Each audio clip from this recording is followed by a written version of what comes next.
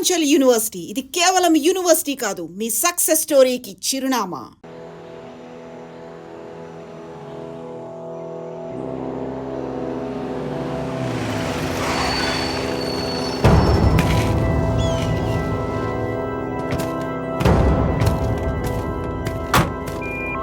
Mike 22 receiving.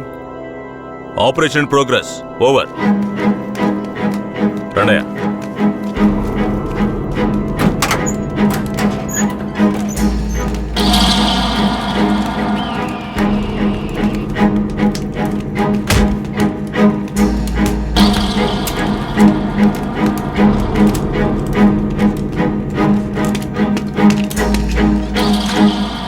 Constable. ఈ నా కొడుకులకి చావును పరిచయం చేయాలి. కట్లు ఇప్పండి.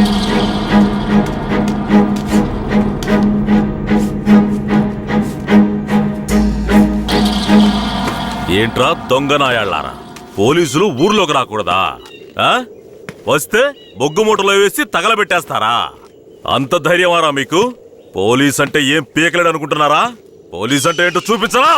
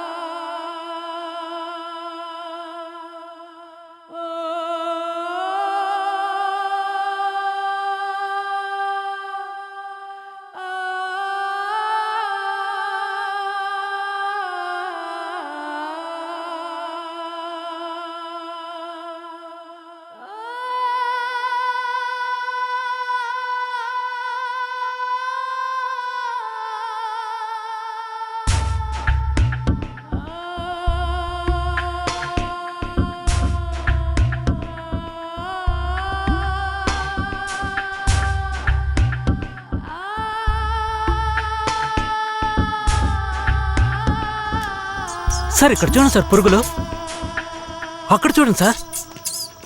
సార్ అక్కడ కూడా ఉన్నాయి సార్ పురుగులు. సార్ అక్కడ చూడండి సార్, లోపల నుంచి వస్తున్నాయి సార్. ఏంటా ఇది? మార్చిని కూడా క్లీన్ గా పెట్టుకోవడం తెలీదా? మేమేం చేయగలం సార్? శవమిలా సంవత్సరాల తరబడి ఉంటే పురుగులు పట్టి వాసనే వస్తుంది. సార్ అన్ని వెల్ఫేర్ సొసైటీలకి ఇన్ఫర్మేషన్ ఇచ్చాం, వాళ్ళు ఇంకా రాలేదు. సార్ అనాథ శవాల్ని దహనం చేయడానికి ఎన్ని ఫార్మాలిటీస్ ఉన్నాయో మీకే తెలుసు కదా. గవర్నమెంట్ వాళ్ళకి తెలియజేసి పర్మిషన్ తీసుకునేలోగా తల ప్రాణం తోకొస్తుంది సార్. ఇప్పుడు ఏం చేద్దాం అంటావు? హాస్పిటల్స్ లేక అనాథ సేవలు చేరకుండా చూసుకోవాలి సార్. సార్ 3వ నెంబర్ వార్డులో ఉన్న అనాథ పేషెంట్ సీరియస్గా ఉన్నాడు సార్.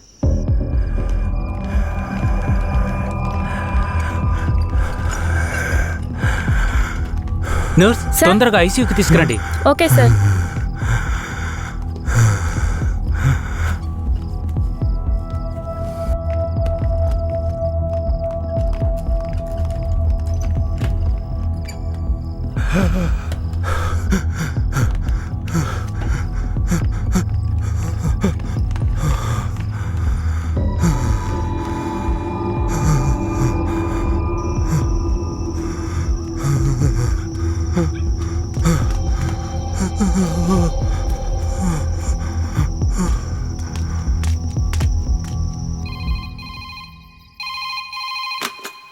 హలో, సార్ పాత చర్చి పక్కన ఒక శవం ఉంది, వచ్చి చూడండి సార్. మీరెవరు? ఛ, ఈ హాస్పిటల్లో ఉన్న వాళ్ళకి ఇదే పని అయిపోయింది. సీరియస్గా ఉన్న పేషెంట్ని తీసుకొచ్చి బయటపడేసి ఫోన్ చేయటం, మనం దాన్ని అనాథ శవం అని కేసు రిజిస్టర్ చేసి మళ్ళీ హాస్పిటల్కి తీసుకెళ్లి పడేయటం. ఏం బతుకయ్యామంది? అయ్యా ఇలాగే ఉన్నారు, ఏం చెప్పమంటారు? ఏమయ్యా హెడ్, అయ్యా ఆ చర్చి పక్కన 174 కేసు ఒకటి వచ్చింది, ఎందు వెళ్ళి చూసిరా.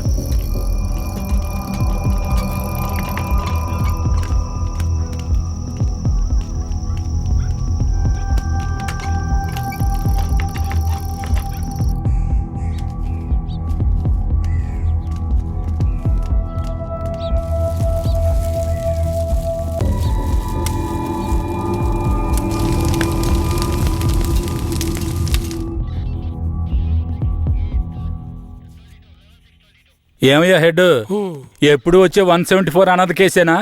అవునవును. అనాథ సేవాన్ని తగలబెట్టి మీరు గవర్నమెంట్కి లెటర్లు రాస్తూనే ఉన్నారు, కానీ డబ్బులు మాత్రం రావడం లేదు. అరే పోవయ్యా, డబ్బు గిబ్బు వస్తుందో లేదో, అనాథ శవానికి అంత్యక్రియలు చేసామని పుణ్యమైనా వస్తుంది. రెడ్డి గారు, మీలాంటి వాళ్ళు మన డిపార్ట్మెంట్కి పుణ్యం చేసినా డిఎస్పీ రఘునాథ్ లాంటి వాళ్ళు పాపమే చేస్తున్నారు. ఇదిగో చూడండి. ఎవరు మన ఏరియా నుంచి ట్రాన్స్ఫర్ అయ్యారే, ఆ డిఎస్పీ రఘునాథా? అవునయ్యా, 5 మందిని ఎన్కౌంటర్ పేరుతో చంపేసి కనిపించలేదని చెప్తే నరసింగాపురం ఊరు వాళ్ళు ఊరికి వదిలేస్తారా? ఊరోళ్ళంతా మీడియా వాళ్ళతో కలిసి పోరాటం, ధర్నాన్ని గొడవ చేయటం వల్ల ఇప్పుడు గవర్నమెంట్ విచారణ కమిషన్ పెట్టింది. విచారణ కమిషన్ ఊరికి వదిలేస్తుందా? డిఎస్పీని పీల్చి పిప్పి చేయదు. యూటీవీ ప్రేక్షకులకు నమస్కారం. ఇప్పుడు మనం ఉన్నది నేర పరిశోధన కార్యాలయం. గత నెల రాష్ట్రంలో సంచలనం సృష్టించిన నరసింగాపురం గ్రామంలో జరిగిన కలవరంలో 2 అమాయకులైన వ్యక్తులు కాల్చి చంపబడ్డారు. మరికొందరు ఆసుపత్రిలో ఉన్నారు. ఒక అమ్మాయితో సహా 7 జాడ తెలియలేదు. దాని గురించి పోలీసులను అడిగితే అలా మేమెవరిని తీసుకుపోలేదంటున్నారు. ఇప్పుడు వాళ్ళు ప్రాణాలతో ఉన్నారో లేదో కూడా ఎవరికీ తెలీదు.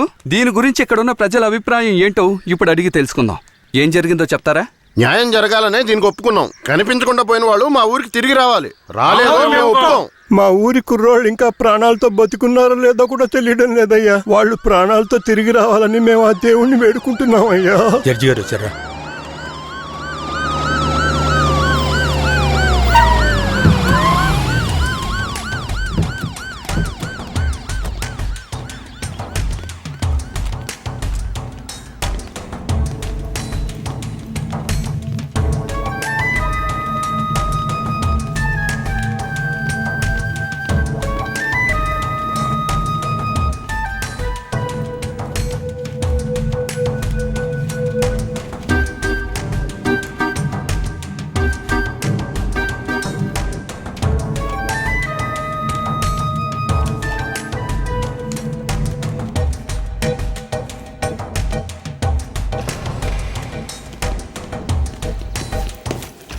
సార్. రఘునాథ్ మీరేనా? Yes sir. మీరు సర్వీస్లో వచ్చారు ఎన్నేళ్ళైంది? Sir I join service in. ఏ తెలుగు రాదా? మీరు చేసిన నిర్వాకాన్ని మెచ్చుకుని పత్రికలో ఫోటోలు వచ్చే చూడండి. కనిపించకుండా పోయిన 7 ఎక్కడా? నాకు తెలియదు సార్. మీరే తీసుకెళ్లారని తెలిసింది. నేను తీసుకువెళ్ళలేదు సార్. సరే మీరు వెళ్ళండి, అవసరమైతే కబురు చేస్తాను. Yes sir. గొడవలు జరిగిన ఊరికి రేపు మనం వెళ్ళాలి. బాధితులైన ప్రజల్ని కలవాలి. సార్, ఆ ఊర్లో ఉన్న వాళ్ళందరూ చాలా మూర్ఖులు సార్. వాళ్ళందరూ చాలా కోపంగా ఉన్నారు. ఇప్పుడు వద్దు సార్. ఇప్పుడు వద్దేంటి? ఖచ్చితంగా వెళ్ళాలి సార్. నర్సింగపురం ఆంధ్రాకి తమిళనాడుకి బార్డర్లో ఉంది సార్. ఈ ఊర్లో జనాభా మొత్తం 592 మంది సార్. ఈ గ్రామాన్ని బ్లాక్ మార్క్ గ్రామంగా ప్రభుత్వం ముద్ర వేసింది సార్. యాక్చువల్గా ఈ ఊరు ఎలా ఉంటుందంటే కర్రతుమ్మ చెట్ల మధ్య ఊరును దాచినట్టు ఉంటుంది సార్. ఈ ఊరు చుట్టూ సుమారు 20-25 కిలోమీటర్ల వరకు కర్రతుమ్మ చెట్లే సార్.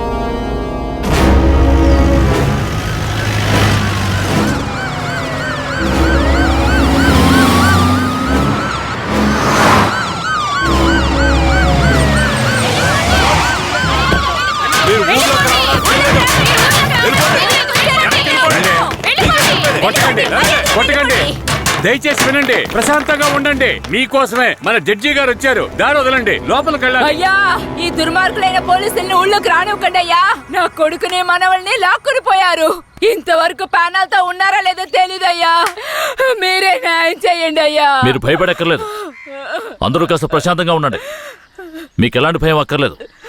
సాధ్యమైనంత త్వరగా విచారణ జరిపి వాళ్ళ ఆచూకీ కనిపెడతాం. నాన్నెక్కడని అడిగి నా బిడ్డకి ఏమని సమాధానం చెప్పమంటారయ్యా? మీరు మా మేలు కోరేవారైతే మా అందరికి ఒక పరిష్కారం చూపించి మీరు లోపలికి వెళ్ళాలయ్యా. లేదంటే ఆగమ్మా. అమ్మా కాస్త ఓపిక పట్టమ్మా. ఊర్లోకి రాకూడదు అంతే కదా? అవునా?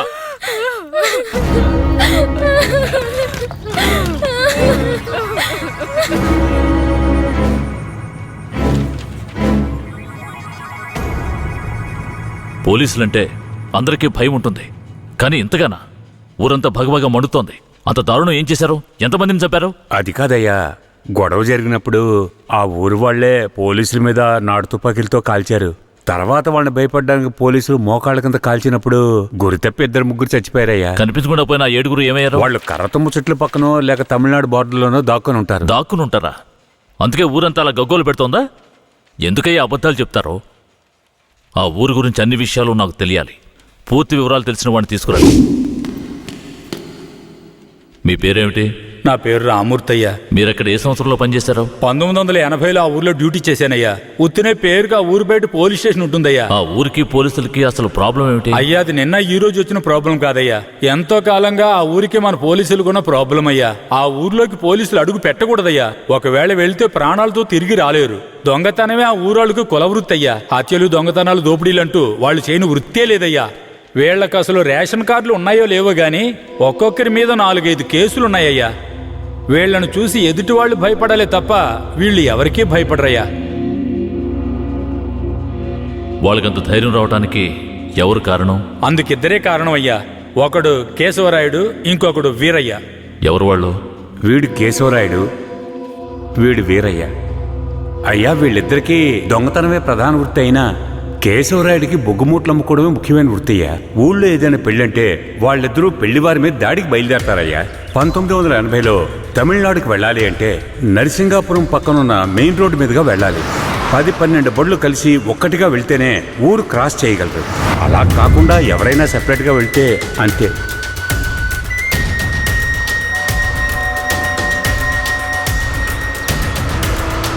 ఆగండి, ఆపండి, ఆపండి.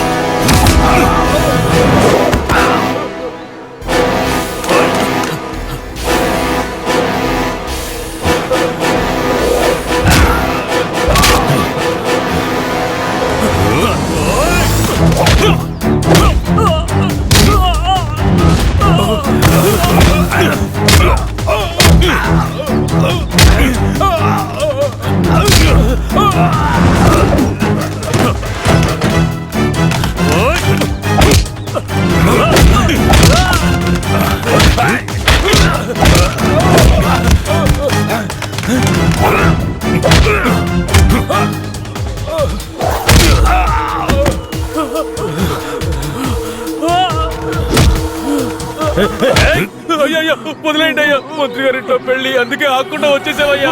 అయ్యో వదిలేయండి అయ్యా, అయ్యా వదయ్యా అయ్యా. రే, మేము ఆకలి కోసం దొంగలిస్తున్నాం, నీ మంత్రిలాగా ఆడంబరంగా బతకడానికి కాదు. ఊరు సొమ్ము దోచుకునే వాడి కోసం అడ్డమైన పనులు చేసి అల్పాయుష్లో పోకు. నిన్ను నమ్మి నీ కుటుంబం ఉంది. మా ఏందయ్య ఇది ఈ రోజు రేపు చచ్చిపోయి ముసలాళ్ళని తీసుకొచ్చి ఇక్కడ పడేశారు? కుర్రాళ్ళందరూ అక్కడయా? అయ్యా, రాత్రి స్టేషన్లో పడుకునే చట్టం 1966లోనే పోయింది. ఏదో మనం చెప్తున్నామని భయపడి పడుకుంటున్నారు. రేయ్, వచ్చి పడుకోమంటే పడుకోవాలయ్యా. ఎక్కడ వాళ్ళు? అయ్యా, ఎప్పుడు ముందుగానే వచ్చి పడుకునేవారు. ఊర్లో వరదయ్యకు పెళ్లి, వయసు కుర్రాళ్ళందరూ సారాయి తాగి జాలీగా ఉన్నారు. మీకు కావాలంటే చెప్పండి అయ్యా, తెప్పిస్తాను. ఛ, ఈ మాట చెప్పడానికి సిగ్గా లేదు? పోలీసు డ్రెస్ వేసుకుని మీరు భయపడి చేస్తున్నారేమిటి వాళ్ళని చూసి? అయ్యా, ఈ స్టేషన్కు మీరే ట్రాన్స్ఫర్ మీద వచ్చారు, అది పనిష్మెంట్లో.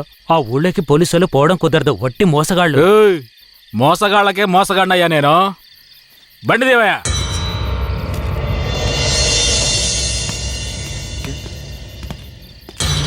ఏంటి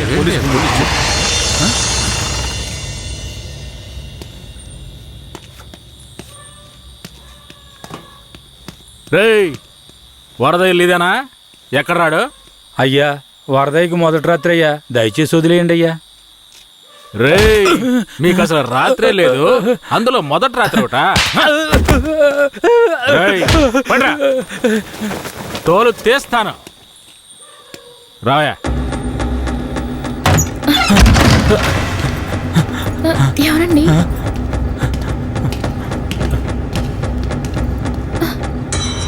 ఏంట్రా నువ్వు? నిన్ను పోలీస్ స్టేషన్కి వచ్చి పడుకోరా అంటే పెళ్ళాం పక్కల పడుకొని జల్సా చేస్తున్నావా? ఏయ్, కేశవరాయుడికి తెలిసిందో నీ పని అంతే. ఎవడాడు? కేశవరాయుడా? వాడేమైనా పెద్ద పుడింగారా? ఏమన్నావురా? రోజు అయిపోతావురా. నా మీద చేస్తావరా? రేయ్, కాల్చి పారదొప్పుతాను. పదరా, వీడి జీపెక్కించావు. పోరా. రేయ్, వదలరా. జీపెక్కు. వదలు. పోరా. ఏయ్, వదలరా. ఎక్కు. ఏయ్, ఎక్కురా. ఏయ్, రేయ్, వదలరా. చేతులు పెట్టరా. వదలు.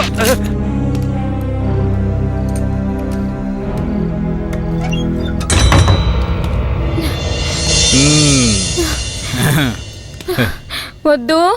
ఏంటి? వద్దు. ఏయ్!